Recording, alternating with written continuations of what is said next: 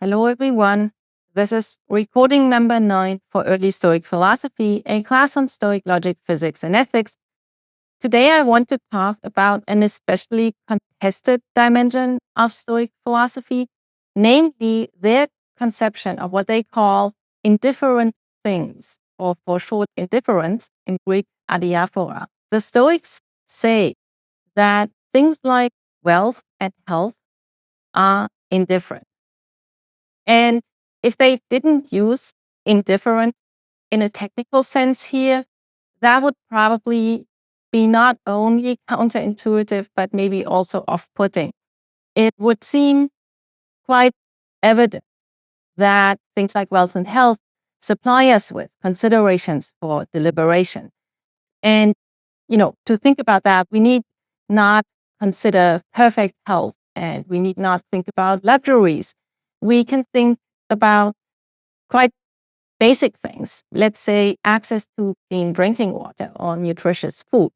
And if we think about such basic things, it should seem really clear that things like health and wealth provide us with important considerations for deliberation. Now, the Stoics actually agree with that. And that is not always clear in introductory literature on Stoic ethics. Rather, sometimes it can just seem perplexing. Why are they calling things like wealth and health indifference? And doesn't that somehow mean that they actually think that those things don't matter? So it is really tricky to get clear about this combination of positions that on the one hand, the Stoics say that those kinds of things are indifferent, are diaphora, and at the same time, they do not say that those things kind of just don't matter. Now, the Stoics express that by saying that those things have value. And the virtuous person or the wise person takes those kinds of things into consideration when she makes her excellent decisions.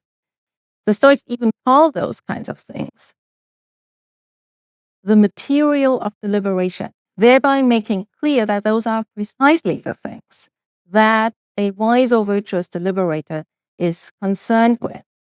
Now, why then do they call these kinds of things indifferent? Here's one way in which they explicate this.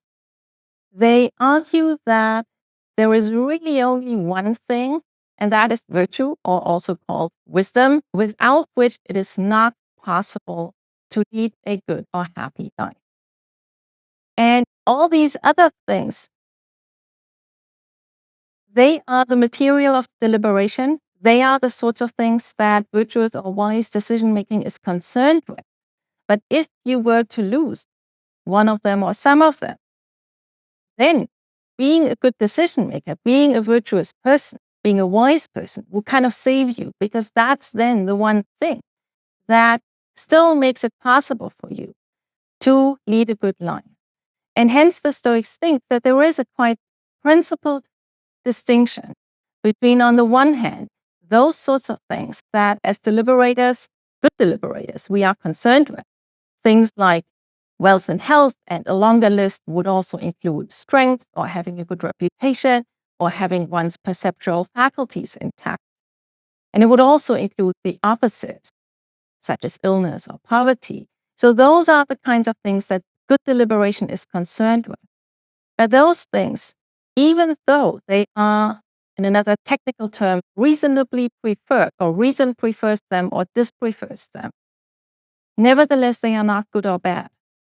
Because only virtue is good and only the opposite of virtue, vice, is bad. Because without virtue, without being a good decision maker, one cannot lead a good life. One cannot be happy. That is the proposal. And so this proposal involves a lot of, critics say, artificial terminology. It involves a distinction between what is good on the one hand versus what merely has value, in Greek axia, on the other hand. And you might think, well, what is the difference between goodness and value? Aren't those just two terms for the same thing? Now, I want to explore this a little bit further by reference to a passage in the Platonic dialogue Euthydemus. And that passage is often studied with respect to Stoic ethics, and scholars often think, well, the Stoics somehow consider Socrates their ancestor, and they maybe invoke this passage in the Euthydemus. So in this passage, Socrates says that things like health and wealth benefit if they are used wisely, and they harm if they are used foolishly. But by themselves, Socrates says, they have no value. Now, a good reason to look at this passage and to think through the connection or differences to Stoic ethics is that here Plato uses this term axia, value, that becomes then so important to the Stoics. But sometimes when you read introductory literature, it is presented as if the Stoics simply were Socratics about these matters and simply kind of endorsed the position that Plato here ascribes to Socrates. That is decidedly not the case. Now, clearly there are resonances, and they might be kind of summed up by saying that both in what Socrates is saying and in what the Stoics are saying, virtue or wisdom are the only thing that plays this special role of being inherently and independently good. That is an important common denominator. Nevertheless, there are also two important differences. Socrates says that if used wisely, something like health or wealth benefits, and if used foolishly, it harms, whereas the Stoics ascribe benefit and harm really only to virtue and vice. Now, why is that? There is the intuition that the good just is that which is good for us, and thus, for the Stoics, the two notions, goodness and benefit, are almost equivalent.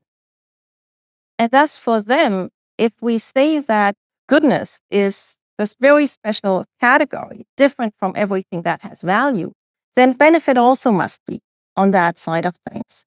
And hence, it won't be the case that things of value benefit or things of disvalue harm. Now, the other important difference is that Socrates says that by themselves, things like wealth and health have no value. But the Stoics say those things, even though they don't have goodness, they have value. And I want to end this recording by just asking the question, which of these two positions is more intuitive? I think that, or more compelling also. I think that is a question that we can ask just as ethicists. It's an important and interesting question, independent of engagement with ancient philosophy, whether we think that something like money or health just has independent value, or whether its value depends on how it is being used. So an example would be if someone uses their health to commit a crime, are we going to say, as Socrates does, that this kind of shows, that kind of case shows that inherently something like health doesn't have value because it can be used for things like committing a crime? Whereas the Stoics say, well, this kind of example shows that something like health is not good, but it still has value, and it's implausible, they would argue, to deny that something like health has value only because it can be used badly. Another example would be if someone uses money foolishly. The Socratic position would say that this kind of case shows that inherently money doesn't have value because it can be used foolishly. But the Stoics would say, well, it shows, this kind of case shows that inherently money is not good.